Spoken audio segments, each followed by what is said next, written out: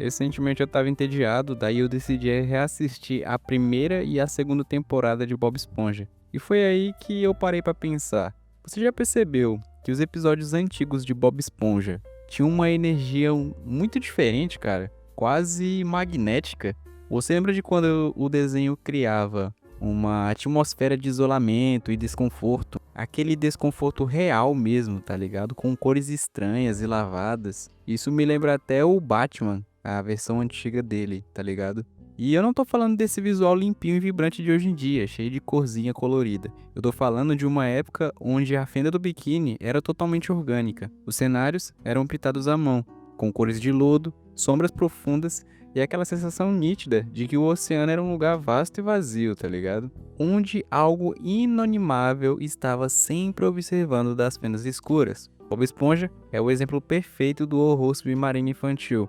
Por trás da comédia, existe uma camada de segredos. Era um terror que trazia um conforto bizarro. A sensação de estar seguro em casa, enquanto na tela o Bob enfrentava o desconhecido absoluto no fundo do mar. É aquela sensação de você estar enrolado no edredom num domingo chuvoso, enquanto sua mãe brigava para você ir dormir ou para você ir para a escola. É exatamente isso que a gente vai ver hoje. Os momentos em que o desenho deixou de ser uma piada, se tornou o nosso primeiro pesadelo subaquático, tá ligado?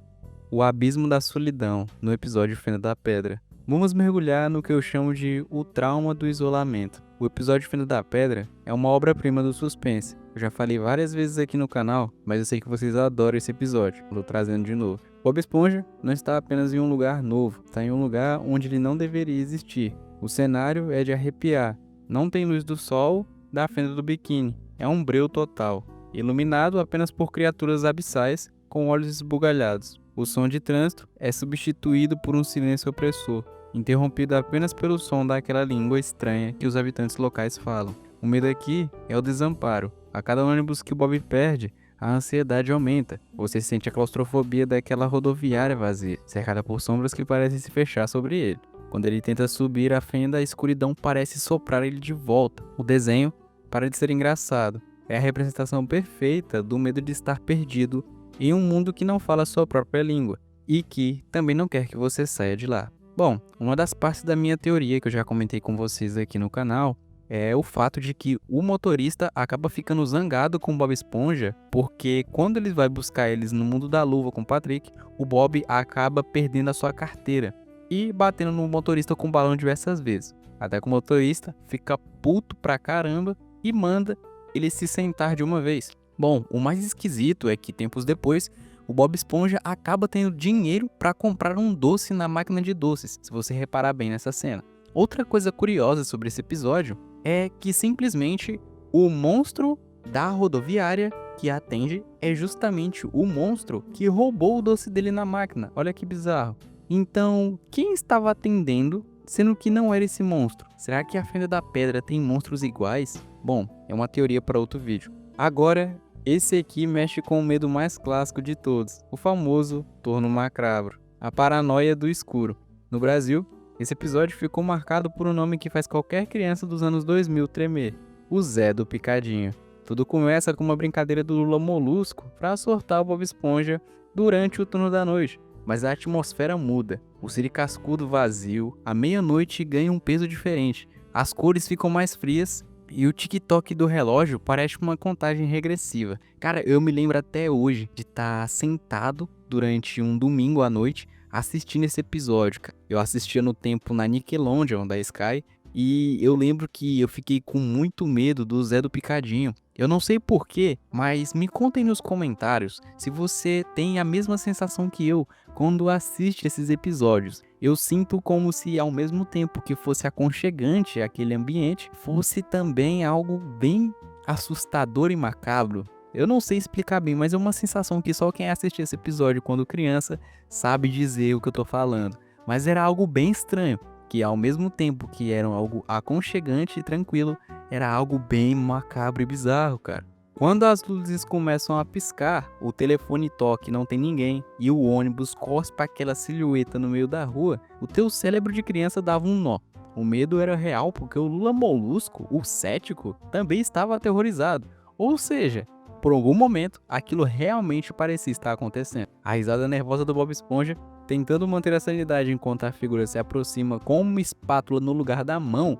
Mano, quem roteirizou isso sabia exatamente como criar tensão. Mesmo com o final cômico do Nosferatu, a imagem daquela mão de espátula saindo da escuridão da rua ficou gravada no nosso subconsciente como um símbolo do perigo que espreita quem trabalha até tarde. Esse episódio me lembra muito um livro que eu li recentemente.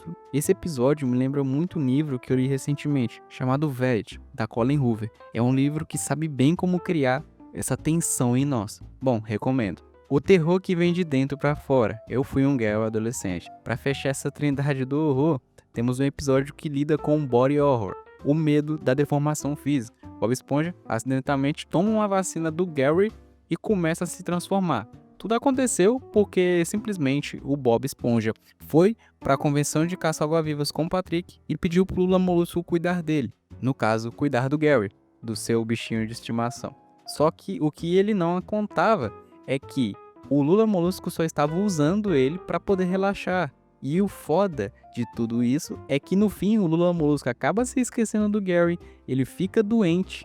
E quando o Bob Esponja chega, ele acaba chamando o veterinário, que diz que ele deveria tomar uma vacina. Só que o foda de tudo isso é que o Lula Molusco acaba errando a vacina e acerta no Bob Esponja, por culpa dele mesmo. O design dessa cena é perturbador para um desenho livre. Os olhos dele saindo das órbitas, o corpo ficando mole, a perda da fala humana substituído por um miado distorcido.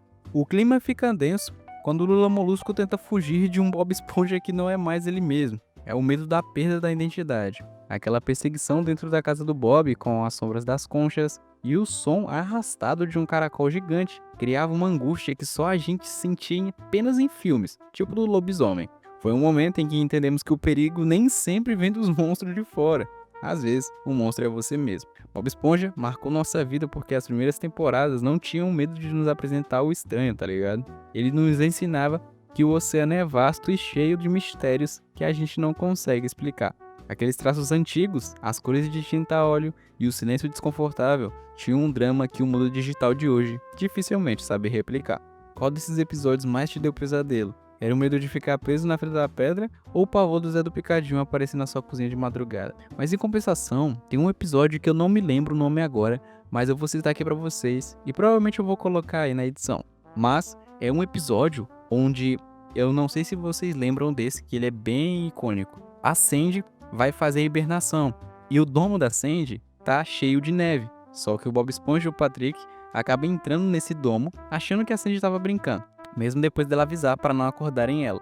E aí, quando eles entram lá, eles descobrem que a Sandy estava gorda e hibernando. Só que eles começam a fazer muito barulho, até que a Sandy acorda e começa a arrebentar eles na porrada. O mais louco de tudo e o mais bizarro desse episódio é o fato de que eles estão com frio e eles começam a cortar o pelo da Sandy para poder se aquecer, cara. Eu lembro até hoje disso e eu achava esse episódio muito bizarro, cara. Eu não sei porquê. Hoje eu vejo com outros olhos, mas naquela época eu via muito maluco essa parada, mano.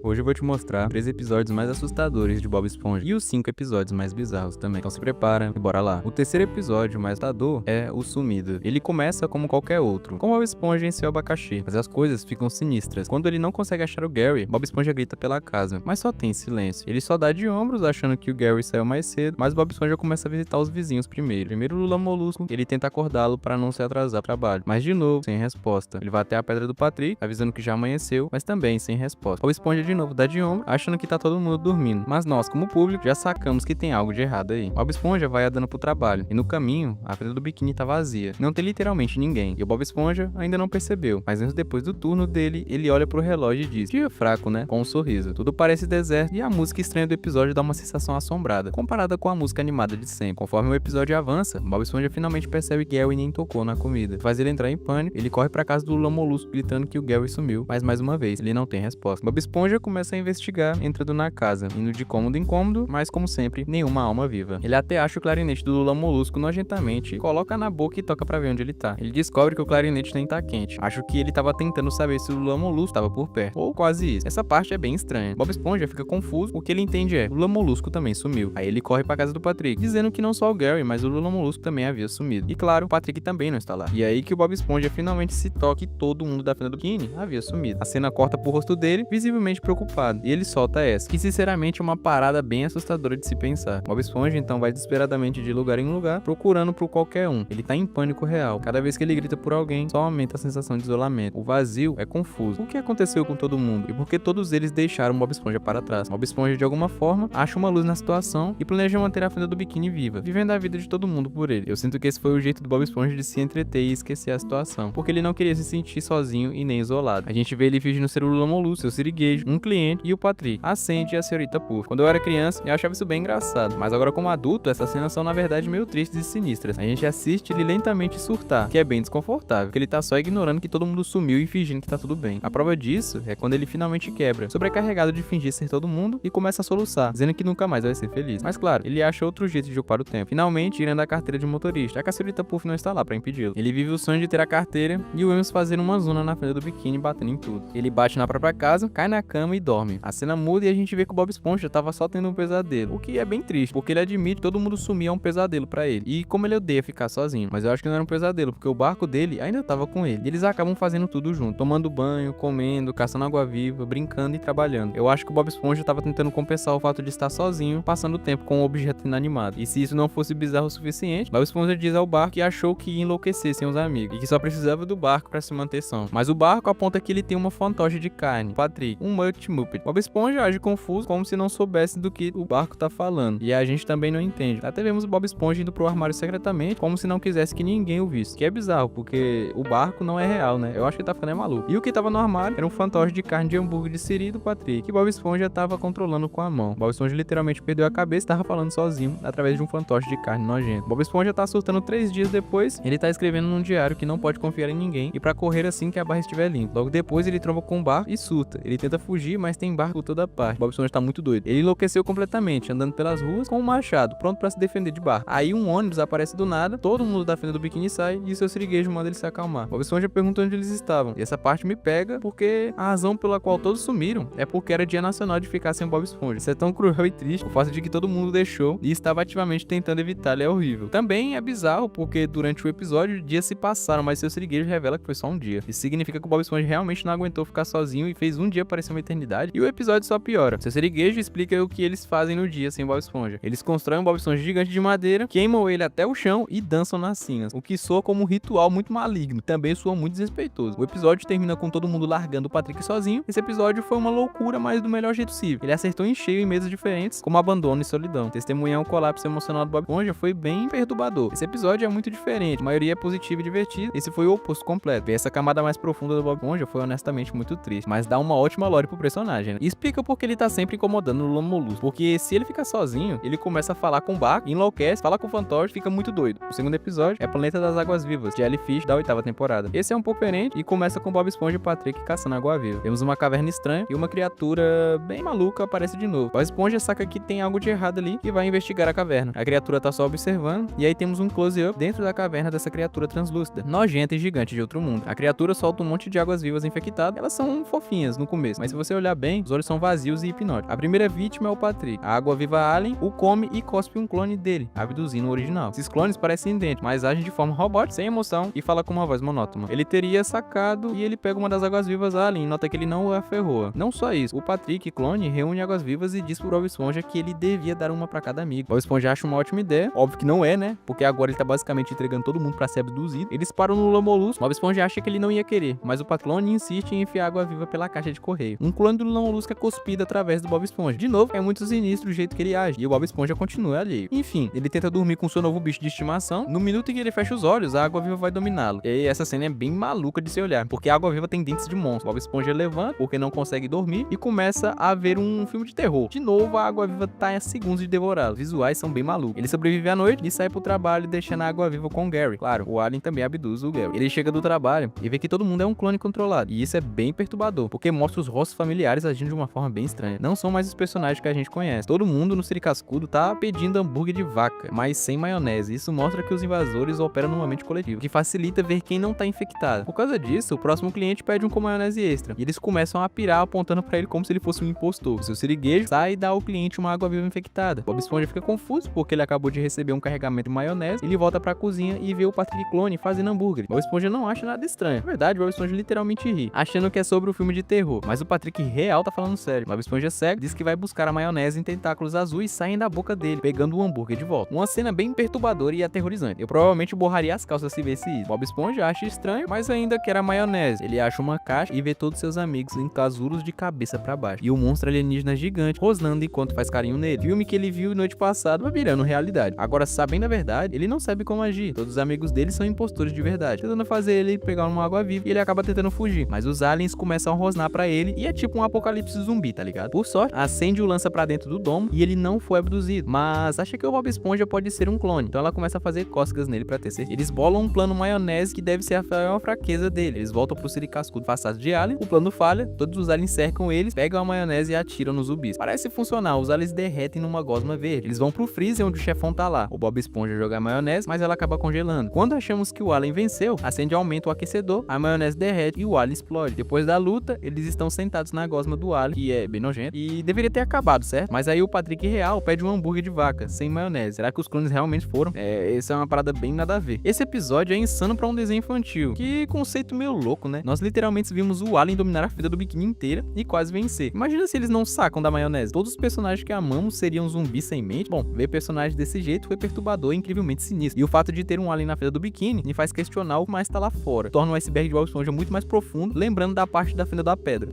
Nosso terceiro episódio, Pânico em Massa, o Verme da segunda temporada. Finalmente o episódio mais assustador de todo o tempo. O Verme, um clássico de 2001. Não é só um episódio que me traumatizou quando criança, como ele vive na minha cabeça sem pagar aluguel, cara. O começo parece inocente. Bob Esponja e Patrick estão cuidando dos bichos da Sandy. Ela mostra a cobra dela e ainda tá no almoço de barriga, o que é meio perturbador, considerando que cobras comem quilos, né? Enfim, eles acham um bicho que parecia uma minhoca. Uma parte de mim se pergunta por que ela não o apresentou antes. Talvez ela esqueceu, ou talvez ela não queria que eles o conhecessem, porque ela sabia que ela ia virar uma borboleta. Existe a possibilidade que a Sandy sabia o tempo todo e talvez até planejou o caos que rolou, mas isso pode ser só maluquice e uma teoria muito doida. Ah, e só um recado, no final vai ter um episódio nostálgico como o episódio esse, então não sai daí. E mais uma coisa, vai ter mais 5 episódios bem bizarros aí no final também, pra você poder curtir. Bob Esponja e Patrick se apaixonam pelo Verme. Eles brincam de esconde-esconde, mas eles têm de ir embora. Depois que eles saem, o episódio corta pra uma cena muito sinistra. Com uma música de terror, descobrimos que o Verme é uma lagarta e passa por uma transformação, numa cena em live action extremamente detalhada e perturbadora. Normalmente, lagarta virando borboleta é legal. Nessa cena foi um filme de terror. E eles foram com tudo nisso porque o tom do episódio muda e fica sinistro. Bob Esponja e Patrick, sem saber de nada, acordam ansiosos pra ver o Verme. Quando chegam lá, tem uma criatura aleatória no pote e o Verme sumiu. Eles fazem algo que vão se arrepender. Eles abrem um pote e soltam a criatura. Os espectadores sabemos que ainda é o Verme, mas ninguém mais sabe. Do ponto de vista do Verme, ele provavelmente tá amarradão em vê-lo, mas eles não reconhecem Bob Esponja e Patrick e acham que perderam um amigo que essa criatura comeu. Se a primeira cena live action não foi o bastante, a criatura pousa no capacete do Bob Esponja e temos um close-up que é quase um jumpscare, cara. Muda de animação para live action de novo, faz a criatura parecer ainda mais ameaçadora e alienígena. E além de tudo, essa cena tem um zumbi da agudo no fundo, o que é muito bador. Bob Esponja e Patrick, obviamente, estão apavorados. Eles conseguem tirar o monstro do domo da Sandy, mal sabendo que isso levaria ao caos total na fenda do biquíni. O monstro tá a caminho do Siricascudo, eles chegam lá ao mesmo tempo. Bob Esponja tá sendo extremamente super dramático sobre o momento e o Lula Molusco e o seu siriguejo não tão convencidos. O Lula Molusco até chama de fofo, mas não até olharem de perto. E temos outro jumpscare maluquíssimo, parecendo Five Nights at Freddy's, mano. O seu siriguejo e o Lula Molusco ficam tão apavorados que seus olhos literalmente desaparecem. Quando Bob Esponja e Patrick saem do esconderijo, tudo que vem são roupas íntimas no chão. Agora eles estão convencidos que o monstro comeu de fato seu siriguejo e o Lula Molusco. E isso leva a um surto. Bob Esponja e Patrick gritam que há um monstro solto, que faz todo mundo na frente do biquíni começar a surtar, mesmo sem saber o que é. Essa cena de caos absoluto, intensa e inesperada. Todo mundo correndo, gritando e honestamente acho que eles estavam com mais medo conhecido. É tipo quando você ouve que tem um serial killer solto, é aterrorizante, mas você nem sabe o que esperar e muito menos quem é. A fenda do biquíni tá sendo literalmente destruída e queimada, enquanto eles tentam fugir. Quando a Sandy volta, ela imediatamente reconhece o Verme e coloca no pote. Assim que isso acontece, todo mundo sai do esconderijo, elogiando a Sandy pegar o monstro. O engraçado é que quem sabe quanto tempo a Sandy ficou fora e quanto a fenda do biquíni inteira vivia um apocalipse inesperando ela voltar. Por que estavam com medo de uma borboleta? Bom, esse episódio nos leva numa aventura, porque começou o bobo e teve uma mudança inesperada pro caos e medo. Do nosso ponto de vista, não é tão assustador porque sabemos que é um monstro, exceto pelas cenas de live action. Aquilo foi intenso, sabe? Mas o que realmente é assustador nesse episódio é o medo conhecido. E a vida tá cheia dessas coisas. Isso me lembra a época do Lázaro. Quem lembra aí? Comenta aí embaixo quem lembra da época do Lázaro lá, que tava fugindo da polícia lá no interior do Maranhão. E esse episódio mostrou isso muito bem. Mostra como sua mente pode pregar peças em você e transformar coisas que nem são tão assustadoras em algo insano. E é louco dizer isso de um desenho infantil, né? Eu sei, eu fico repetindo isso, mas é impressionante pra mim, cara. Agora vamos pro episódio esse. E na minha opinião, o mais bizarro de todos é o Turno Macabro. Esse aqui vocês já estão cansados de ouvir, mas ele é muito bom. Da segunda temporada, onde a gente fala sobre o Zé do Picadinho. A premissa é simples. O seu siriguejo, na ganância pura, decide que o Siricascudo agora vai ficar aberto por 24 horas. embora. Bob Esponja, obviamente, pira de felicidade com uma ideia de nunca sair do trabalho. Lula Molusco, bom, Lula Molusco sente a alma dele morrendo. E é nesse cenário de isolamento de madrugada, com um restaurante vazio, aquele vento sinistro lá fora, que o terror começa de verdade. Bob Esponja tá apavorado com o escuro. E o Lula Molusco decide que se ele vai ser miserável, ele vai levar o Bob Esponja junto. E é aí que ele inventa uma história mais lendária e sinistra da Fenda do Biquinho. A lenda do Zé do Picadinho. Lula Molusco tá se divertindo horrores torturando o Bob Esponja. Ele conta uma história do antigo chapeiro, cortou a própria mão, trocou por uma espátula enferrujada, foi atropelado por um ônibus e agora assombra o Siricascudo toda terça-feira à noite, sendo demitido no próprio funeral. Lula Molusco tá amando o pânico do Bob Esponja. Ele descreve os 3 sinais que o Zé do Picadinho está chegando. As luzes vão piscar sem parar, o telefone vai tocar e não vai ter ninguém do outro lado. O ônibus fantasma que atropelou ele vai parar na frente do Siricascudo e trazer o fantasma de volta. Bob Esponja tá em pânico total. Lula Molusco tá rindo, até que de fato as luzes começam a cair. Lula Molusco tenta disfarçar, falando que é a fiação velha. Mas aí o telefone toca, Bob Esponja atende e não tem ninguém. E é aqui que o episódio vira uma obra-prima. O Lula Molusco, com cara de cínico que inventou a história, começa a surtar. Ele tenta achar uma explicação lógica. Ah, deve ser um trote, mas o medo tá batendo forte. Bob Esponja tá pirando e o Lula Molusco tá tentando manter a pose. E aí, mano, terceiro sinal. Um ônibus para na frente do Siricascudo do nada no meio da madrugada. A porta se abre e a gente vê a silhueta alta e sinistra segurando uma espátula, como de fato ele descreveu. O que faz esse episódio ser terror de verdade é o colapso total do Lula Molusco. Bob Esponja já tava com medo, mas ver o criador da lenda urbana e cético se borrando de medo, gritando como o Zé do Picadinho e se agarrando no Bob Esponja, isso é um terror puro. A história que ele inventou pra assustar os outros virou realidade na cara dele. E o medo do desconhecido batendo na porta, junto com a animação tensa e close-up são bizarros. Por um minuto, você realmente acha que eles vão ser retalhados. E o final, plot twist, é um dos mais lendários das histórias das animações. As luzes era simplesmente o Nosferatu, que a gente já falou em outro vídeo. Brincando no interruptor, o telefone era o Patrick, sendo o Patrick tentando ligar pro restaurante às 3 da manhã, e o Zé do Picadinho era só um moleque procurando emprego, que tinha esquecido a espada. Esse episódio não é sobre um monstro, é sobre isolamento e como a nossa mente prega peças na gente quando tá escuro e vazio. É o terror de contar uma história de fogueira e ela responder de volta. E sem dúvida, é um dos episódios mais sinistros e bem escritos da série. Não poderia deixar de citar que é o meu episódio preferido. Bom,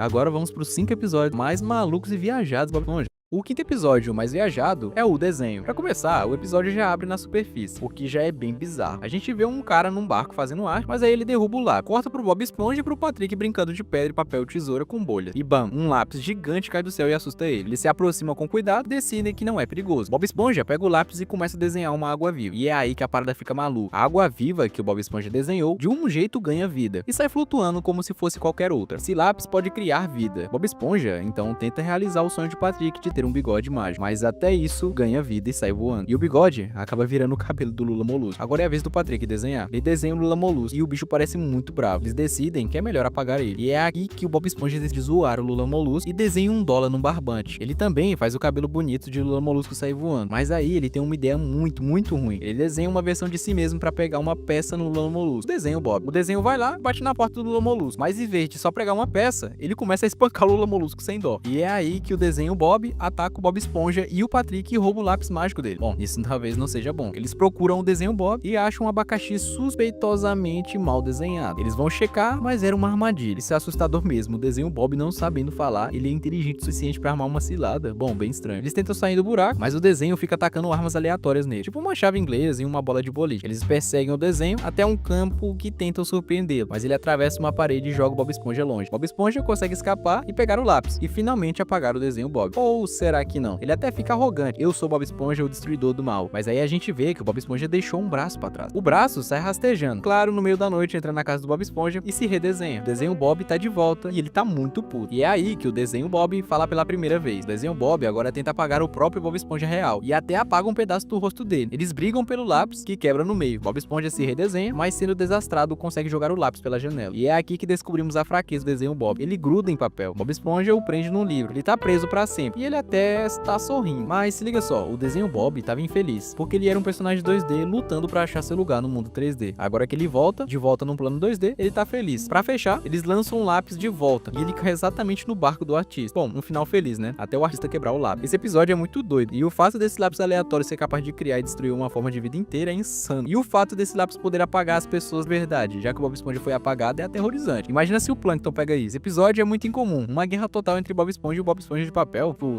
menor sentido. Enfim, é um clássico, né? O desenho Bob virou um ícone. O quarto mais viajado é Eu Fui um Gary Adolescente, da primeira temporada. O episódio começa com o Gary se exercitando. Bob Esponja joga a bolinha pra ele e ele é tão lento que o Bob Esponja tira um cochilo inteiro até o Gary voltar. Patrick arromba a porta perguntando se ele tá pronto para a convenção de Águas Vivas. O problema é que o Bob Esponja não tem com quem deixar o Gary. Por sorte, o Lula Molusco bate na porta, mas Bob Esponja ignora ele e implora pro Lula Molusco cuidar do Gary. Lula Molusco rejeita até ouvir que eles vão sair no fim de semana. Aí ele muda de ideia na hora. Bob Esponja tenta ensinar o Lula Molusco a cuidar do caracol, mas o Lula Molusco tá focado em relaxar e ignora tudo. O ônibus chega, os dois vazam e o Lula Molusco passa os próximos 3 dias sentados na cadeira dele se bronzeando, sem dar a mínima pro Gary, o que sinceramente é muito mancada da parte dele. Ele só levanta quando o ônibus volta, e é aí que ele lembra do Gary. Ele corre pra dentro e o Gary tá muito mal. Bob Esponja vê o Gary mole, triste e grita terror. O veterinário aparece, mas não ajuda em nada. Ele diz que precisa de uma dose de plasma de caracol. O veterinário nem aplica a injeção e vaza. Muito estranho isso, cara. O Lula Molusco tenta dar injeção no Gary, mas Bob Esponja fica se mexendo. Bob Esponja diz que tá sentindo estranho, mas o Lula Molusco fala que é só impressão. Ah, e o Gary nem precisava de plasma, ele só tava hidratado mesmo. O Lula Molusco vai embora, Bob Esponja vai alimentar o Gary, mas não consegue se controlar e começa a comer a ração do caracol. Ele até começa a miar, ele começa a se mover devagar e aí a parada bizarra acontece. O corpo do Bob Esponja literalmente se transforma num caracol, mano. Que brisa é essa? Voltando pra casa do Lula Molusco, ele ouve a campainha, abre a porta e dá de cara com o caracol Bob. Os próximos 2 minutos são o Bob Esponja aterrorizado, o Lula Molusco que é bem engraçado e honestamente merecido. Depois de uma noite louca fugindo do caracol Bob, o Lula Molusco acaba sendo atingido pelo plasma de caracol. O episódio termina com Bob Esponja e Lula Molusco, todos os caracóis cantando uma bela canção, uma cena sinistra e viajada e muito bizarra. A atmosfera desse episódio é muito perturbadora, meu irmão. Bob Esponja passando por uma transformação completa em caracol foi bem nojento. É algo que se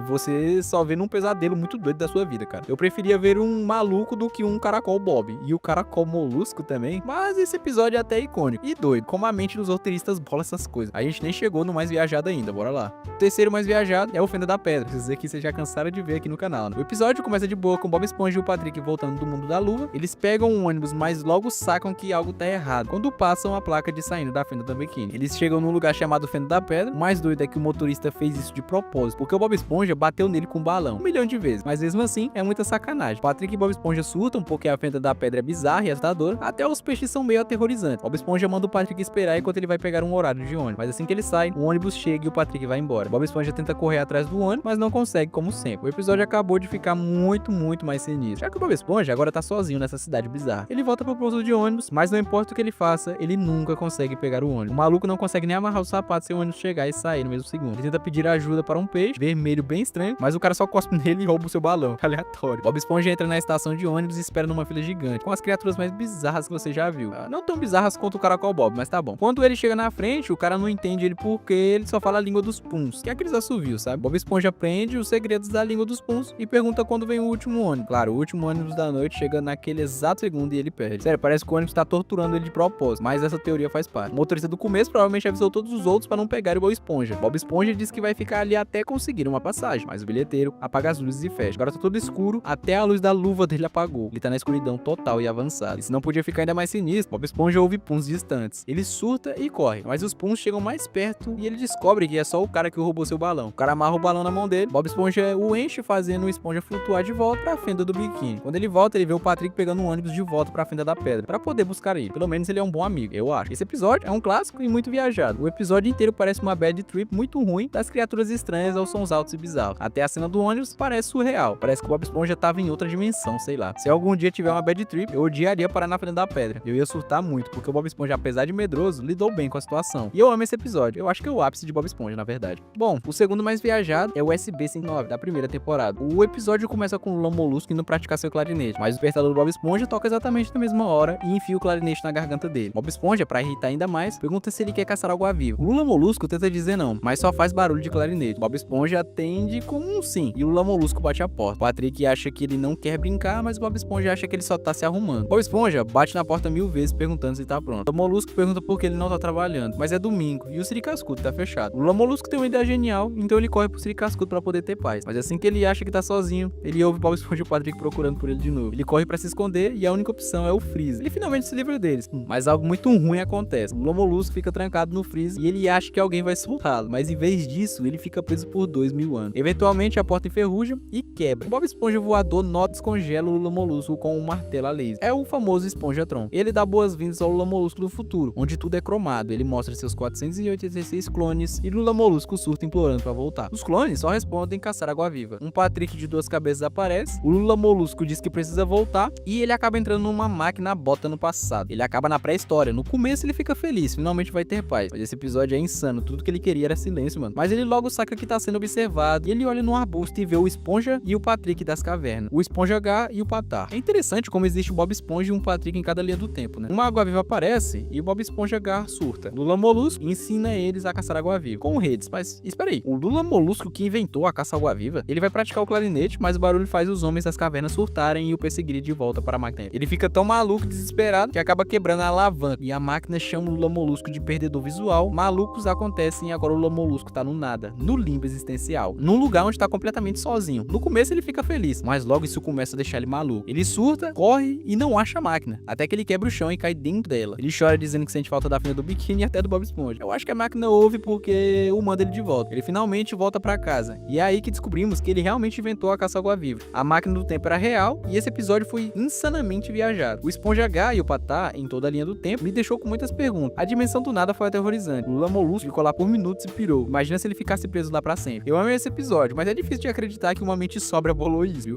Agora o nosso top 1, o episódio mais viajado, Lula Molusco no País do Clarinete. O episódio começou com o Lula Molusco tendo um dia horrível, como sempre. Mas algo nesse dia está diferente. Ele tá de ótimo, o que é explicado no meio das entrelinhas. Quando o seu siriguejo pergunta se ele recebeu algum sabonete decorativo pelo correio, uma gíria pra, você sabe, né, coisas ilícitas, aparentemente ele tem um recital depois do trabalho. Mas aí um bebê baba no clarinete dele e isso é o bastante pra ele surtar. Lula Molusco exige um lugar pra guardar suas coisas e o seu siriguejo oferece um armário da marinha dele. Um soldado morto literalmente cai de dentro do armário, por isso não faz o menor sentido. Seu siriguejo diz que ele vai ter que dividir o armário com Bob Esponja. Bob Esponja usa seus poderes de esponja pra limpar o armário em turno. Bob Esponja faz umas reformas bem malucas. Quando o Lula Molusco volta, ele percebe que pode andar por dentro do armário. Bob Esponja diz que só expandiu um pouquinho, mas como esse maluco expandiu o interior de um armário? O Lula Molusco só quer um clarinete. O Bob Esponja diz que tá numa gaveta e o Lula Molusco tenta voltar ao trabalho. Mas o Bob tá fazendo uma zona no armário. Ele fica preocupado com o clarinete e volta de acordo com o bilhete. O clarinete foi movido. Ele segue o bilhete, mas só acha outro bilhete. Ele tenta achar o Bob Esponja, mas o lugar é um labirinto gigante dentro de um armário minúsculo. Bom, me disse isso não é maluquice mesmo. O Lula Molusco anda até achar um buraco que leva a um palco e ele acaba num campo gigante cheio de redes. Ele vê o Bob Esponja e o persegue. E aliás, o Bob Esponja tá bem assustado nesse episódio. Ele corre pra dentro de uma cabeça de águia sinistra que é a guardiã da floresta das cornetas.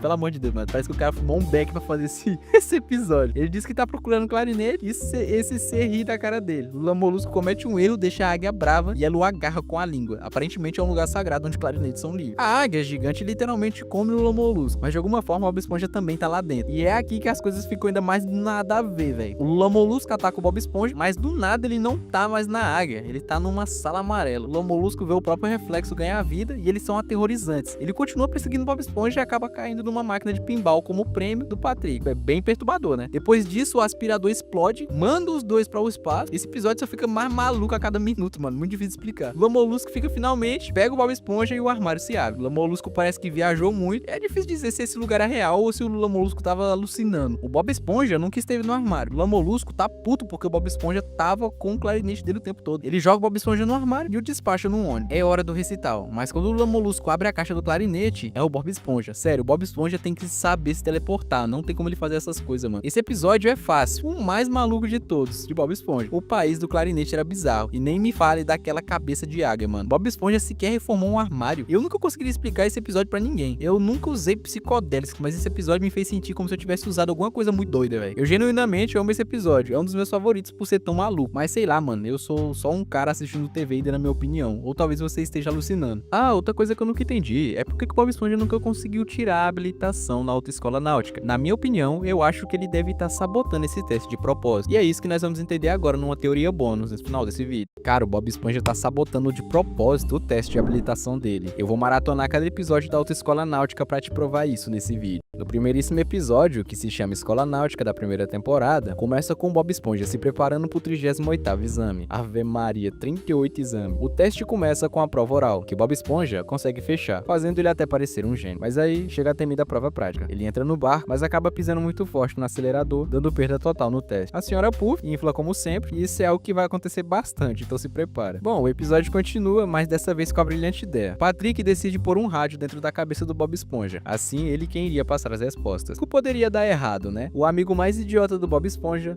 sussurrando as respostas pra ele. E é aqui que a gente pega a primeira prova de que o Bob Esponja, na verdade, tá fingindo que não sabe dirigir. Mas antes, eu quero a sua opinião aí nos comentários. Você prefere a minha voz assim, mais calma pra relaxar, ou algo mais animado? Tua opinião é muito importante pra mim. Vai lá, diz aí pra gente seguir pra teoria. Pronto? Valeu, então bora lá. O Patrick tá na cabeça dele dando as ordens, tipo, vire à esquerda ou ligue o carro. Mas eu duvido muito que você pode pôr um Zé Ninguém num carro e só falar o que fazer pra ele dirigir tão perfeitamente quanto o Bob Esponja. Bob Esponja, obviamente, tem a skill de direção, e isso fica muito claro aqui. O episódio avança e ele quase chega na linha de chegada, mas exatamente antes ele confessa pra senhorita Puff que trapaceou e acaba não cruzando a linha de chegada. Bob Esponja reprova e, ao invés de ficar triste, ele tá felizão que vai voltar pra aula semestre que vem. E eu já vou tocar nesse ponto. Aí ele sai dali de monociclo, o que eu acho muito insano, porque na moral, isso é muito mais difícil que dirigir um carro, meu irmão. Enfim, Bob Esponja, né? No próximo episódio, monitor de classe, também na primeira temporada, começa com Bob Esponja sendo eleito monitor e gastando a aula inteira num discurso. A senhora Puff fica com pena dele e deixa ele usar o uniforme o resto do dia. E é aqui que a gente vê o poder que o Bob Esponja tem por ser aluno dela. Ele sai pela cidade, vira um criminoso procurado, destrói a fenda do biquíni. No final, os policiais cercam ele até que a senhorita Puff chega. Os policiais sacam que ela na verdade que é a responsável, e é ela quem vai presa. E se prepara que isso vai acontecer bastante aqui, viu? Agora imagina, se no último episódio ele tivesse passado,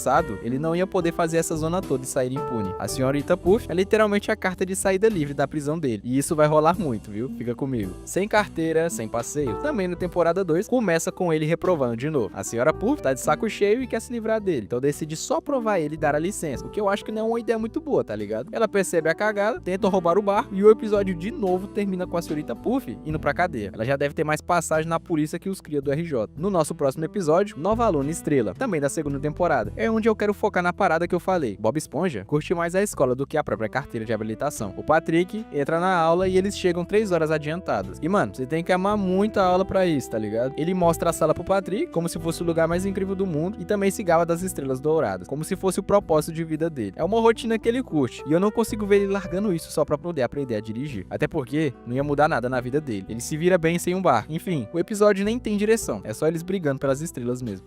Vamos supor que você quisesse quebrar minha teoria. Você ia me mostrar Dirigindo as Lágrimas, da 4ª temporada, onde o Bob Esponja reprova, Patrick fica bravo, faz o teste pra ver se é roubado, mas ele acaba passando. Ganha um carro e esfrega na cara do Bob Esponja. Bob Esponja fica maluco de ciúmes e aí vem um contra-argumento. Por que ele ficaria com ciúmes se ele tá sabotando? Porque o Bob Esponja não tinha ideia que o Patrick ia fazer o teste. Ele fez o ritual da falha dele e aí viu o que aconteceria se não fizesse. Ou o que eu acho mais provável é que ele ficou com ciúme porque o Patrick tava dando mais atenção pro carro do que pra ele mesmo, seu amigo. Enfim, ele rasga a carteira do Patrick e vai preso por poluir o meio ambiente, o que é um belo karma, pelo tanto de vezes que ele já fez a senhorita Puff ir pra cadeia. Agora um episódio que ajuda a minha teoria é Senhorita Puff, você está detida, da 4ª temporada. A senhorita Puff perde o trampo, trazem o melhor instrutor da fenda do biquíni e o Bob Esponja se sai bem. Ele até aprende a dirigir vendado, pelo amor de Deus. Senão ele vai me dizer que o Bob Esponja não sabe dirigir, eu nunca conseguiria dirigir vendado. Mas assim que o Bob Esponja entra no carro, com o cara que pode aprovar ele dirige feito psicopata, destrói a fenda do biquíni novamente e eu tenho quase certeza que ele mata o instrutor no processo, o que é uma tremenda loucura. Ele só não reprovou com o melhor instrutor, como ele aprendeu a dirigir vendado e ainda assim reprovou. Bom, isso pra mim não faz o menor sentido, né? Nem alguém muito ruim de braço dirige desse jeito. Tem que ser de propósito, não é possível. E de novo, Bob Esponja não sofre nenhuma consequência. Eu não consigo fazer essas teorias sem rir, velho, na moral. O próximo dia. No nosso próximo episódio, o dia da foto. Não tem muito a ver com as skills de direção, mas mostra o quão importante essa classe é pra ele. Eu não vou focar muito, né? Mas vamos lá. O próximo é Lições Náuticas, da 6ª temporada. É uma aula educativa com Lula Molusco. O episódio só reforça o quão péssimo Bob Esponja é, né? Mas aqui eu quero diferenciar um motorista horrível e Bob Esponja. Motorista horrível anda devagar, mexe no celular, fura um sinal ou outras coisas, que é algo normal. Mas aí nós temos o tremendo Bob Esponja, que literalmente não tá nem aí pra nada. Destrói a cidade e nesse episódio ele entra na contramão em alta velocidade, lendo uma revista. Eu não chamo isso de motorista ruim, eu chamo isso de alguém que acha que pode fazer o que quiser sem consequências, igual um maluco psicopata. Afinal, a senhorita Puff que é presa mesmo, né? Ele nunca vai.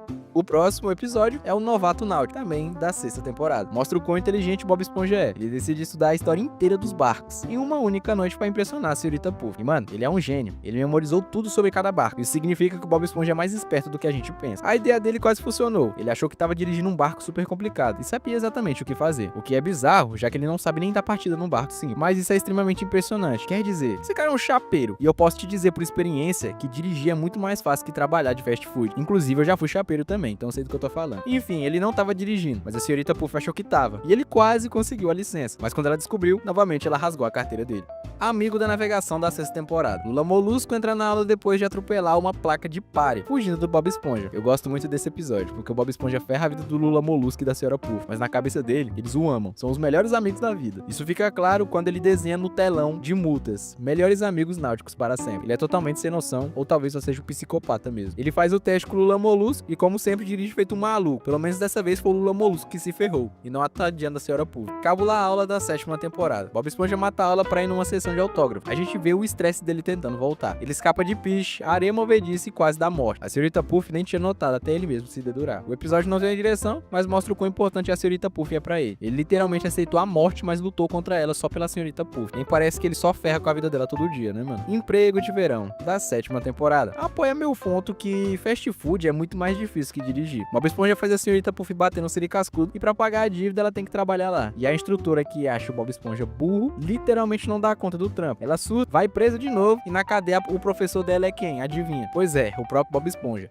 Isso prova que ele adora a escola náutica a ponto de dar aula. Mas como é que ele se qualificou sem uma licença? Bom, novamente é o Bob Esponja, né? O novo piloto da oitava temporada, um garoto novo, o Tony Rápido Jr., vai ensinar Bob Esponja. Ele começa mal, mas aí o Tony fala duas palavrinhas mágicas: fique calmo, e o Bob Esponja dirige perfeitamente. Isso prova que o Bob Esponja é, na verdade, um ótimo motorista quando ele quer. E é claro, termina com ele ficando maluco e batendo em tudo de novo. Mas eu quero que você foque no sorriso dele enquanto o caos acontece. O maluco sabe o que tá fazendo. Em relatório oral, na temporada 8, ele surta com ansiedade e foge dirigindo da escola. Até perfeitamente demais. Até ser visto pela polícia e bater. O que pode ter sido de propósito, porque aí ele finalmente faz o discurso e manda a Senhorita Puff pra cadeia de novo. Em destruição total, da nona temporada, a Senhorita Puff escreve Bob Esponja numa corrida de demolição, na esperança de que ele morra. O que, pelo amor de Deus, é bem pesado pra um desenho, né? Mas ele vence um monte de pilotos profissionais sem nem tentar. E isso é muito suspeito. Nenhum mau motorista faria o que ele fez. Bob Esponja sabe o que tá fazendo. É talentoso em destruir e é exatamente o que ele tenta fazer quando dirige. Em trânsito pesado, a Senhorita Puff leva ele pro meio do nada. Ela manda ele focar e ele entra num transe psicodélico e vira um motorista incrível, até a Senhorita Puff surtar, né? Eu acho que ele sacou que precisava voltar ao personagem de mau motorista. Enfim, ele enlouquece e a Senhorita Puff vai presa de novo. Eu falei que ela ia ser presa várias vezes. Em molho de professor, seu siriguejo tenta ensinar o Bob Esponja, mas ele só bate no siricascudo mesmo. E em passeio de bolha, ele dirige um carro de bolha e a Senhorita Puff tenta e falha miseravelmente, precisando de um treinamento do próprio Bob Esponja. Mais um exemplo dele sendo mais esperto do que a gente imaginava. Em praga de professor, seu siriguejo e o Plankton entram na aula. Se você focar no Bob Esponja, ele é um aluno perfeito e completa o percurso de direção, antes de explodir o mundo todo. Mas ele completou o percurso, sem ajuda pelo menos. Se você não quer que o Bob Esponja te atropele, deixa o like no vídeo aí, meu irmão. Deixou? Beleza, bora lá então. Em Senhorita Puff de batata, ele bota um dublê de batata no carro, e o Bob Esponja dirige perfeitamente. Suspeito, né? Porque quando a Senhorita Puff real tá no carro, ele bate na hora. Ele sabia que era uma batata e tava zoando ela. E funcionou, e de novo a Senhora Puff foi presa. Meu Deus do céu. Em Pavimento Amarelo, ele tortura o Lula Molusco. Agora eu não acho que o Bob Esponja tá tentando ferrar a vida dele. Eu acho que ele só curte a companhia dela mesmo. Cabeça dele, eles são melhores amigos. Ele não quer passar no teste porque ele ama essa relação e não quer perder nem ela, nem a sala de aula, entende? E se nada disso for o bastante, eu vou simplificar pra você. No primeiro filme de Bob Esponja, ele dirige absolutamente perfeito ao pilotar o carro de hambúrguer. Bom, isso é muito suspeito. Lembra lá no começo do vídeo que eu tinha citado que o Patrick era burro? E se eu te disser que, na verdade, ele também finge ser burro e que, na real, ele tá disfarçado na fenda do biquíni? Duvida? Então bora pra próxima teoria. Tem uma parada bem obscura que vai mudar como você vê o Bob Esponja pra sempre, e ela tem a ver com o Patrick. Segundo a minha teoria, ele não é burro, mas sim o maior vilão de Bob Esponja. Fica comigo que eu vou te explicar porque isso faz total sentido. O Homem-Sereia, nas primeiras temporadas, tinha um bordão clássico. Quando ele entrava em pânico, ele gritava maldade, só de pensar em vilões. Se liga, no episódio O Homem-Sereia e o Mexilhãozinho 2, eles encontram dois vilões raiz do passado deles, e o Homem-Sereia fica na moral e bem boa. Porque se algo realmente fosse assustar ele e acionar o pânico, com certeza não seria essa galera. Mas o que então ativa o pânico do Homem-Sereia? Bom, a presença de um personagem totalmente específico, chamado Patrick Estrela. No primeiro episódio dessa saga, o Homem-Sereia grita quando Bob Esponja e Patrick aparecem dentro da casa de repouso. Porém, em outra hora, Bob Esponja vai sozinho e ele simplesmente não grita e fica de boa. Já no segundo episódio, eles só andam com o Bob Esponja. Então sabemos que o Bob Esponja não é o gatilho para assustar ele. Mas é aí que vem o episódio O Homem-Sereia e o Mexilhãozinho 3. O Patrick, como sempre perturbado, acaba pulando na cena e assustando o Homem-Sereia. E na hora que ele começa começa a gritar maldade, o desenho faz questão de esfregar na nossa cara que é uma conexão entre o pânico do Homem-Sereia e o Patrick por perto. Isso é um detalhe muito estranho, num desenho que não tem consistência em nada, não é mesmo? Se tu analisar as próximas teorias, vai perceber que é impossível entender esse processo de Bob Esponja sem ficar meio maluco. Certo, a gente até poderia ignorar e dizer que é coincidência, né? Mas me explica isso aqui, porque o Patrick e o Homem-Sereia são os únicos que sabem configurar o cinto de utilidades do Homem-Sereia para o Wumbo. Afinal, o certo seria M de Mumbo, ou W de Wumbo. Mas o Patrick sabe que tem que ser W e não M. É o Bob Esponja, que sempre foi fã número 1 deles, e o nerd da dupla não sabia disso. Então, essa é uma informação que o Patrick teria que ter aprendido de fora da fandom da série. O fato de ele sequer ter noção de como o cinto funciona, deixa tudo isso ainda mais suspeito e bizarro. Então eu, caçador de teorias, decidi ir atrás de mais peças desse quebra-cabeça, e nisso eu me convenci que, na real, o Patrick Estrela costumava ser um super vilão da série, e não qualquer um personagem secundário, o tornando o inimigo mais poderoso que o Homem-Sereia e o Mexilhãozinho já enfrentaram em outra realidade. Está com dificuldades com este pacote. Gostaria de uma ajudinha? Opa! Isso nos leva à primeira pergunta óbvia. O Patrick tem poder para ser um vilão de verdade? Sim, ignorando a lógica do desenho, o Patrick tem a habilidade que prova que ele é um indivíduo superpoderoso. No Bob Esponja, o homem que podia voar, o Patrick simplesmente sai voando sem jetpack e sem calça inflável. Ele levanta a mão e flutua. E no universo de Bob Esponja, voar ou nadar desse jeito é coisa de herói ou super vilão. Mas o poder dele não para na hora de voar. É fácil esquecer que uma das características mais hardcore dele é a força. A gente já viu o Patrick correr mais que trem, cortar prédios inteiros ao meio e derrubar inimigos gigantes dormindo. Ele perde umas lutas, claro, mas parece que é só porque ele tá em pânico ou tá com preguiça de revidar. A preguiça dele pode ser a maior prova do poder que ele tem. Músculos queimam muita energia, mesmo em repouso, por isso atletas comem muito. O Patrick come e dorme o tempo todo, porque o corpo dele está queimando muita energia. E eu não tô exagerando quando eu digo que o Patrick é um dos personagens mais fortes da Fenda do Biquíni. E se a reação do Homem-Sereia serve de algo, temos um bom motivo para temer essa estrela do mar amigável demais para ser verdade. Mas vamos com calma. Ter poder não significa ser um ex-vilão de fato, ele também podia ser um ex-herói, mas as opções não colam muito com quem ele é. O Patrick, apesar de legal, é alguém que abusa do poder sempre que ele aparece. Esse é o padrão do Patrick. Ele ganha poder, usa ele de forma egoísta, quase perde amigos, e aí ele é forçado a desistir do poder. E não importa quantas vezes ele passe por isso, ele sempre repete o mesmo erro, como um ciclo vicioso infernal. Ele vira um tirano cruel quando acha que ele é o rei perdido. Ele ganha inteligência e desenvolve um complexo de superioridade. Ele aprende a dar golpe de karatê e rouba uma sorveteria e destrói a cidade toda por diversão. Eu honestamente não acredito que um personagem assim seria responsável com poderes malucos dele. Faz todo sentido que o Patrick usaria esses dons para pegar o que quisesse. Mas esse padrão revela algo interessante narrativamente. O Patrick também é o herói da própria história. Ele tem noção das tendências egoístas dele. Quando ele exagera, ele se para do único jeito que ele sabe, removendo este poder. O Patrick não pode se livrar dos poderes inatos, mas ele faz a coisa mais próxima disso. Ele está constantemente se forçando a esquecer que os tem. Em 2 jogos spin-off de Bob Esponja, o Patrick tem sonhos que nos dão uma visão do subconsciente dele. O sonho é que ele é um super-herói protegendo a cidade de um super-vilão, que é outra versão dele mesmo, o temível Patrick Criatura. No final do jogo, o covil secreto do vilão é revelado, a própria casa do herói Patrick. Isso nos prova que eles são 2 metades da mesma pessoa. E é fascinante que o sonho vire uma batalha entre o herói sem poder e o vilão com poder. Mais pra frente nós vamos falar sobre o mundo do sonho. A vitória dele só acontece quando o eu sem poder triunfa sobre a versão com poder. E ele faz isso sacrificando a própria mente. Pega esse momento em Viagem do Lula Molusco pra você ver. O Patrick tem uma ideia genial para resolver um problema muito difícil. Ele formula o plano e é o cara mais inteligente da sala, mais até mesmo que a Sandy. Mas segundos depois, o que ele diz? Qual é o plano? O Patrick está o tempo todo suprimindo uma parte de si que é forte, inteligente e perigosa o suficiente para destruir tudo. Ele sabe que ter esse poder é uma tentação, então ele sacrifica a própria memória, a própria pele para proteger os amigos da cidade. Essa teoria explica quase tudo de bizarro no Patrick. O único problema é a idade dele. O Patrick não é velho o suficiente para ser um antigo inimigo do Homem-Sereia. Ele tem a idade do Bob Esponja, mas, de novo, o desenho nos dá a resposta clara. Estrelas do mar podem gerar novas versões de si mesmo, a partir dos corpos delas que se quebram ou se cortam. O Patrick se livra da mão de karatê porque não aguenta o poder, e a mão arrancada se transforma em uma nova estrela do mar que tem o mesmo poder. A minha teoria é: o Homem-Sereia e o Mexilhãozinho enfrentaram o Patrick criatura original, mas deixaram escapar um único pedaço do vilão. Esse pequeno pedaço cresceu, se tornou o Patrick que conhecemos. Essa nova versão cresceu ao lado do Bob Esponja sem saber quem era de fato, e é por isso que os heróis não reconhecem o Patrick, mas a presença dele é o suficiente para o Homem-Sereia entrar em pânico e gritar maldade. É por isso que o Patrick tem pequenos flashes de gênio genialidade, mas esquece segundos depois. É o sacrifício dele. Ele faz isso para não se tornar quem ele nasceu para ser. E, de certa forma, esse sacrifício torna o Patrick um dos maiores heróis da Fenda do Biquíni.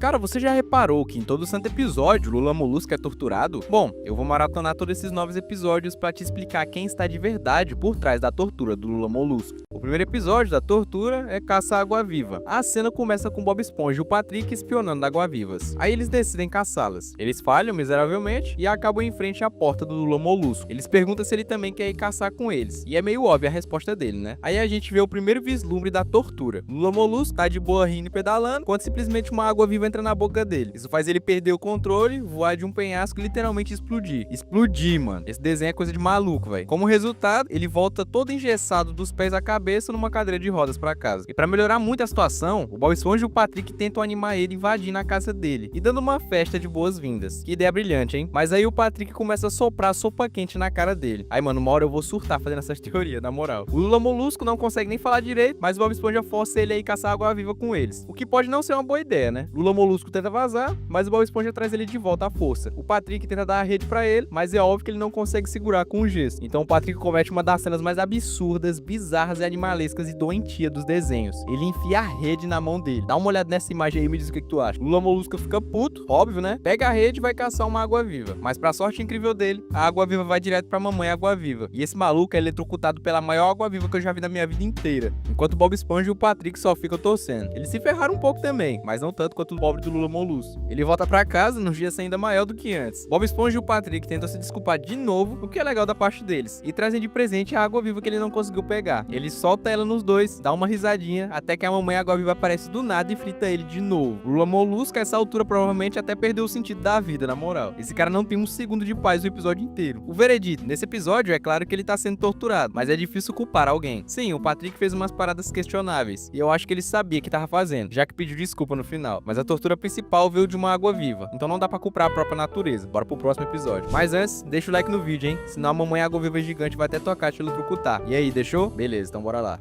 O episódio 2 é Você Está Feliz Agora? Da 8ª temporada. Esse episódio começa com o Lula Molusco ficando irritado com Bob Esponja rindo de um livro, o que é bem normal, mas vamos pular para a parte da tortura. Lula Molusco não tem nenhuma memória feliz, então Bob Esponja bota na cabeça dele que vai dar uma memória feliz pra ele. Eles começam indo num show de música, e o Lula Molusco tá até curtindo, até que o arco do violonista voa no olho dele. Aí eles vão pro museu de arte, tá indo tudo bem, porque o Lula Molusco vê uma obra de arte dele no museu. Ele tá quase tendo uma memória feliz, até que esse peixe queima a obra inteira, o que obviamente deixa ele muito puto. Bob Esponja então leva o cara pra andar de balão. Isso dá ruim na hora porque o Lula Molusco tem medo de altura. Bob Esponja estoura o balão, eles caem numa montanha e o Bob Esponja enfia um mastro de bandeira no pé do Lula Molusco, o que causa uma avalanche, literalmente. Depois dessa tortura toda, o Lula Molusco desiste de ter uma memória feliz e vai pra casa deprê. Em casa ele não é torturado, mas a gente vê o peso que essa tortura toda causou nele. Chegou no limite, ele fica insanamente deprimido. E tem até umas dicas de que o Lula Molusco ia fazer algo horrível consigo mesmo. Bob Esponja tenta com força fazer ele feliz, mas não importa o que ele força, ele deixa o Lula Molusco ainda mais deprê no final. Bob Esponja secreta o Lula Molusco e joga ele numa festa com um monte de Bob Esponjas de papel machê. E o Lula Molusco começa a rasgar todos eles violentamente. E isso acaba sendo a memória mais feliz dele. Mas eu quero que você foque no quão insano ele parece fazendo isso. E como isso deixa ele feliz? Tipo, ele tá botando pra fora uma raiva reprimida, imaginando que tá matando o próprio Bob Esponja de verdade. Bom, o veredito desse episódio é que ele parece ser o Bob Esponja torturando o Lula Molusco. É meio que... mas é difícil botar a culpa nele quando ele nem tá tentando torturar. Simplesmente acontece. Não importa o que ele faça, é como se o Lula Molusco tivesse amaldiçoado e ser torturado pra sempre. Pode parecer loucura agora, mas vai fazer sentido depois. No nosso próximo episódio, Morrendo por uma Torta, da 2ª temporada. Já que estamos falando de quanto Lula Molusco odeia o Bob Esponja, isso me leva ao próximo, Morrendo por uma Torta. Lula Molusco precisa comprar um presente pro Bob Esponja. Ele vê uns piratas vendendo tortas, que eles literalmente dizem que não são tortas, são bombas. Lula Molusco compra uma por 25 pratas, o seu siriguejo prova uma migalha e a metade do siricascudo explode. E adivinha, Bob Esponja comeu a bomba. Aqui a gente vê um lado do Lula Molusco que raramente aparece. Ele começa a surtar, até chora pelo Bob Esponja, e decide fazer uma última hora do Bob Esponja ser incrível. Ele dá ao Bob Esponja um dia ótimo, fazendo tudo que ele quer, o que é bem fofo por sinal. Mas vamos pular pro que importa. Eles estão vendo o pôr do sol, e supostamente quando o sol se pôr, o Bob Esponja vai explodir. Bob Esponja até disse que morreria feliz por ter passado os últimos dias dele com o Lula Molusco. O Lula Molusco tá suando frio e o sol se põe. Parece que o Bob Esponja explodiu. O Lula Molusco tá chorando horrores, mas era só o Bob Esponja soprando bolhas bomba. Ele não explodiu. E o Lula Molusco fica puto que ele não morreu, que pra mim não faz o menor sentido, né? Mas tá bom. Acontece que o Bob Esponja nem comeu a torta, porque queria dividir com o Lula Molusco. Mas aí ele tropeça acontece e a torta explode na cara do Lula Molusco. Claro, né? Ele tem que se ferrar sempre. O veredito desse episódio, o Lula Molusco ficou bravo porque sentiu que foi tapeado e perdeu o dia. Mas tirando isso, ele ficou arrasado e chorando pelo Bob Esponja. Isso mostra que mesmo torturando o outro, ele ainda se importa profundamente com ele. Bora pro próximo. Agora esse aqui é icônico, hein? O turno macabro. Lula Molusco confirma verbalmente que se importa de verdade com Bob Esponja no episódio do turno macabro. Resumindo, Lula Molusco prega uma peça no Bob Esponja, contando uma história inventada sobre o Zé do Picadinho, que todo mundo já conhece, né? Eu já trouxe 1 milhão de vezes aqui pro canal. O problema é que a história que era só uma lenda começa a virar realidade. E é aí que vem a cena importante. Enquanto o Zé do Picadinho entra no Siri Cascudo, o Lula Molusco tá abraçado no Bob Esponja apavorado, achando que vai morrer. E ele diz: Bob Esponja, não importa o que eu disse, eu sempre meio que gostei de você. Essa é uma fala crucial. Bob Esponja é uma das fontes primárias de tortura do Lula Molusco, mas mesmo assim ele gosta do cara, o que levanta uma suspeita de que de fato não é o Bob Esponja que tortura o Lula Molusco. Bob Esponja ainda não tá 100% limpo, ele realmente tortura o Lula Molusco, mas nós precisamos ver mais um episódio pra entender essa dinâmica. O próximo episódio é o Não É Normal, da 6ª temporada. Eu sempre achei que o Bob Esponja não era inteligente o suficiente pra sacar que tava torturando as pessoas, e que ele era simplesmente sem noção e psicopata. Mas esse episódio mudou totalmente a minha visão. Começa com o Lula Molusco dormindo até ser acordado pela risada alta do Bob Esponja. Opa, mas peraí, antes eu fiquei com uma dúvida. Como é que é a tua risada? Ela é aquela tipo mais escandalosa ou é aquela risada mais baixa e fininha de rato? A minha é muito escandalosa, meu irmão. Comenta aí embaixo que eu quero muito saber. Comentou? Então bora lá. Bob Esponja sendo barulhento enlouquece o Lula Molusco. Ele vai na casa dele gritar. No começo o Bob Esponja não tá nem aí, até o Lula Molusco dizer que ele não é normal. Bob Esponja realmente se ofende com isso, o que é bem estranho, porque ele geralmente ignora os comentários do Lula Molusco, né? Por causa desse comentário, Bob Esponja assiste um vídeo sobre como ser normal, que, meu Deus do céu, se fosse hoje seria cancelado. E se perde completamente só pra fazer o Lula Molusco feliz. Isso finalmente mostra um lado mais profundo do Bob Esponja, que o torna mais real. Geralmente a gente só vê o Bob Esponja torturando todo mundo e ignorando o que pensa, mas esse episódio é diferente. Bob Esponja fica de fato inseguro. Você pode pensar,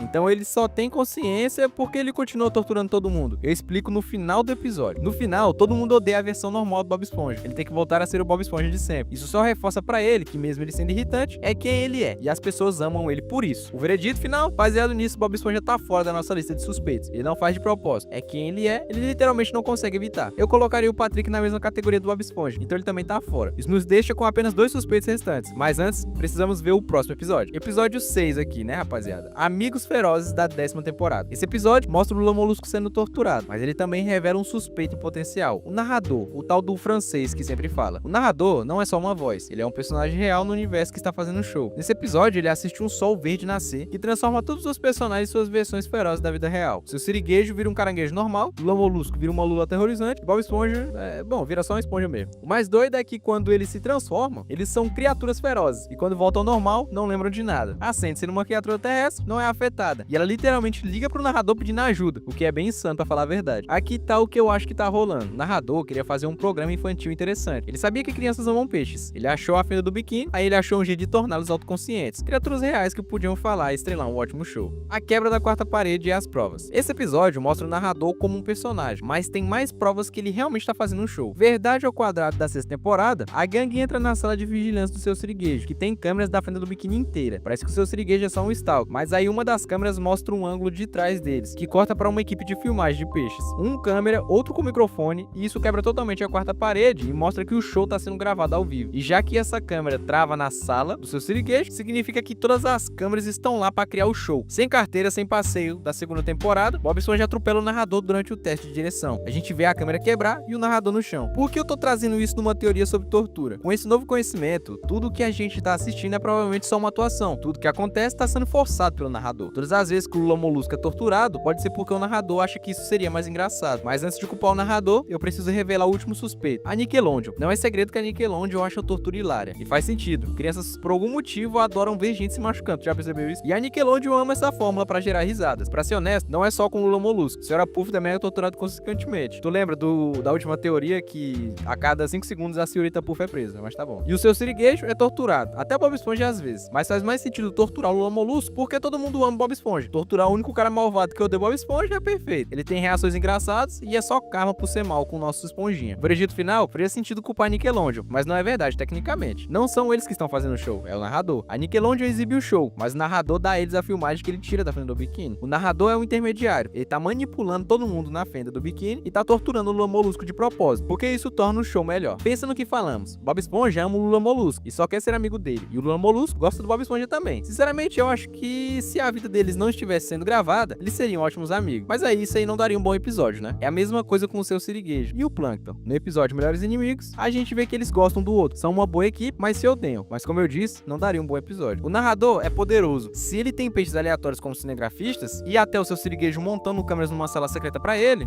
tem que ter algum controle sobre esses peixes. Eu nem acho que o Bob Esponja seria tão irritante se não fosse por estar atuando pra câmera. O mundo inteiro de Bob Esponja é falso. E isso significa que o Lula Molusco sendo torturado é tudo pela câmera pra entreter a melhor audiência. Então talvez a culpa seja nossa por gostar tanto de ver o Lula Molusco se lascando, né? Narrador é a razão por trás da tortura do Lula Molusco. Ou sei lá, talvez eu esteja viajando. E não seja tão profundo assim. Seja só um desenho e a culpa seja mesmo da Nickelodeon. Mas isso é chato. É culpa do narrador. Caso encerrado. É o narrador. O narrador está torturando o Lula Molusco, meu irmão. Falando nisso, você sabia que o Gary entregou toda a lore de Bob Esponja lá na primeira temporada? Bom, é isso que vamos entender na próxima teoria.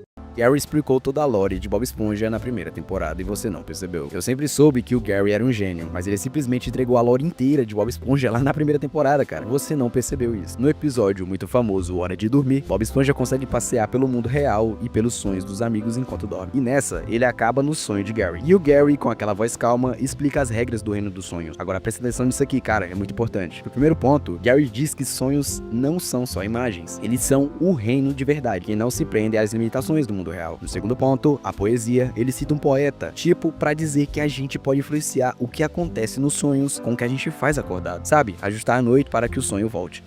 Era uma vez um homem no Peru que sonhou que estava comendo sapato. Ele acordou com medo no meio da noite e descobriu que o sonho tinha virado realidade. Mas o que vem agora é simplesmente a chave de tudo. Parece só uma piada, mas o Gary tá dizendo: sonhos são lugares tão reais quanto o mundo deles. E o que acontece neles tem poder real de mudar a realidade. O mais louco é que o desenho prova que Gary realmente tá certo, cara. Se os sonhos são reais, explica como Bob Esponja consegue passar no mundo real dormindo. O sonho dele é um lugar de verdade, e para outra realidade é só atravessar uma janela, como o Gary disse. Mas a gente vê o personagem indo da realidade do sonho sem dormir. Lembra de bairro aleatório? Bob Esponja e Lula Molusco vão entregar um hambúrguer num bairro interdimensional, onde as leis da realidade não se aplicam. Isso soa exatamente como a descrição de Gary. Em sonhos, não se está preso pelas limitações terrestres. O bairro aleatório parece idêntico aos sonhos do desenho. Estrutura feita de objetos aleatórios, partes do corpo se soltando, é o que acontece no sonho de Bob Esponja e no sonho do Patrick em Dream Hoppers, o bairro aleatório. É um dos reinos do sonho que o Gary tava falando pra você quando ele entra no sonho de Gary. Tá, mas e o jeito que eles chegam lá? Bob Esponja faz uma dança aleatória e é teletransportado. O Lula Molusco repete a dança e é puxado junto. Isso é a prova do segundo ponto de Gary: repetir ações para voltar ao mesmo sonho / reino. Tá, mas não para por aí.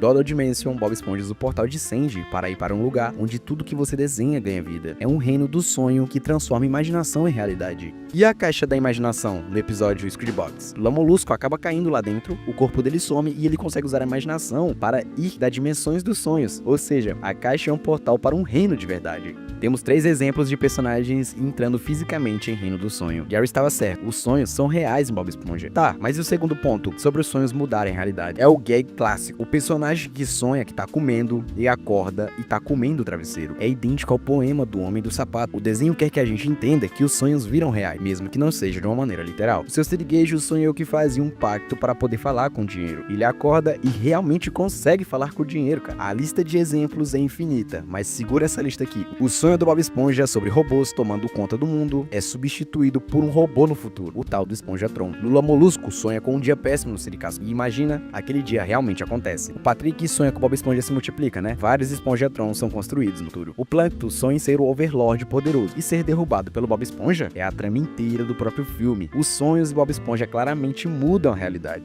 Mas aí a coisa fica mais insana em Dream Hopper, o bairro aleatório. Da Esponja e Patrick entra no sonho do Lula Molusco e o Lula come um hambúrguer de siri acidentalmente. Ele acorda comendo o travesseiro, mas o Bob Esponja estão fisicamente na cama dele. Pode até parecer que eles sonambularam, ou o sonho de Lula Molusco acabou teletransportando eles do sonho deles até a cama do Lula Molusco. Em Bob Esponja, na Idade Média, Bob Esponja e Patrick são chutados dos cavalos e desmaiam, e sonham que voltaram no tempo, mas quando acordam, eles trazem o bolo da corte e o Lula verso para o presente. Isso prova que o sonho deles mudou de fato pro passado, e o que eles estavam tocando, quando acordaram, veio junto com ele. Voltando pro Lula Molusco, ele estava segurando Bob Esponja e o Patrick nas mãos no sonho. Ou seja, ele acidentalmente teleportou os dois para a cama dele ao acordar. Maluquice, né? A teoria poderia até terminar aqui, mas lembra do episódio onde tudo que Bob Esponja desenha ganha vida? Isso só é possível nos reinos dos sonhos, tipo a dimensão dos desenhos. Mas ele não estava usando um lápis mágico. Era um lápis normal de um artista do mundo real. O artista não é o desenho, ele é agente de verdade. Isso significa que a Fenda do Biquíni é um reino do sonho. Faz sentido. É como os desenhos ganham vida debaixo d'água. Assim como na dimensão dos desenhos, é por isso que Bob Esponja conseguia sair do sonho dele e ver o mundo. O mundo ao redor já era só um sonho maior. Mas calma, a Fenda do Biquíni não é um sonho totalmente maluco. Ela também tem regras. Se a Fenda do Biquíni é um reino do sonho parcial, qual é a janela para entrar nele? Você já se perguntou? Tá, mas como eu posso entrar na Fenda do Biquíni de fato? Seria a água do oceano. Em todo episódio, começa com um take da ilha real. E aí o mergulho na água e vira um mundo cartunesco. Você já percebeu isso? Acima da água, pessoas reais e coisas reais. Abaixo, desenhos. Quando um objeto cai na água, tipo o lápis do artista, ele perde as regras da realidade e se torna algo do mundo do sonho. E é aqui que está o porquê. Essa teoria explica toda e qualquer contradição do desenho. A receita do hambúrguer de siri veio de uma receita de família, que foi inventada acidentalmente pelo seu siriguejo e Plâncton. Na Idade Média, Bob Esponja viaja no tempo e cria um paradoxo, sendo quem apresentou a receita ao ancestral do seu siriguejo. Todas essas inconsistências coexistem, porque às vezes um personagem acorda e reseta o mundo, mas o reset nunca é completo. Em Procrastinação, Bob Esponja tem um pesadelo e acorda, mas ele acorda no momento exato em que o trabalho está pronto. A realidade dele foi para o reino do sonho, ficou extrema e ele acordou fazendo o pesadelo sumir. A mesma coisa acontece em Tempo Perdido. A senhora Puffy está na prisão, mas a realidade vai ficando surreal. Ela surta e acorda voltando para o momento antes de ser presa. Ela resetou novamente a realidade. No entanto, o policial diz que ela já cumpriu pena, mesmo que no novo tempo ela nunca nem tenha ido pra cadeia. As inconsistências são a realidade se colidindo. A senhora Puffy foi pra cadeia, mas também nunca foi. O Patrick tem vários pais. O mundo acaba várias vezes ao mesmo tempo, mas nunca acabou. Tudo é o resultado de um grande reset. A cidade enfrenta eventos catastróficos, mas quando as coisas saem do status que alguém acorda, o evento some como um sonho, mas deixa as memórias lá. E é por isso que um número chocante de episódios começa com um personagem acordando. Você já percebeu isso? É a maneira que o mundo de Bob Esponja tem de se proteger. E o Gary estava certo desde o começo. O sonho é a realidade do desenho. Agora que a gente desvendou tudo isso, não tem mais mistério nenhum, Bob Esponja, não é? Isso é o que você pensa.